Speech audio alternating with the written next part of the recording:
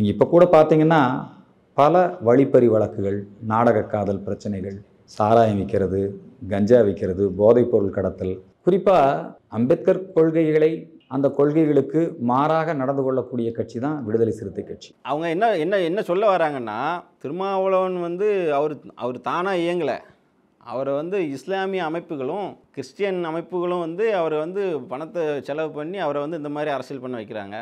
உனக்கு யார் பணம் கொடுக்க? அதையும் சொல்லணும்ல. நீ இந்துக்கள்னு சொல்லி இந்த நாட்டில் எந்த இந்துக்காக நீ வந்திருக்க?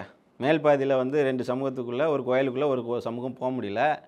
நீ எந்த சமூகத்துக்காக எந்த இந்துக்காக வந்த? 2 பேரும் இந்து தானே.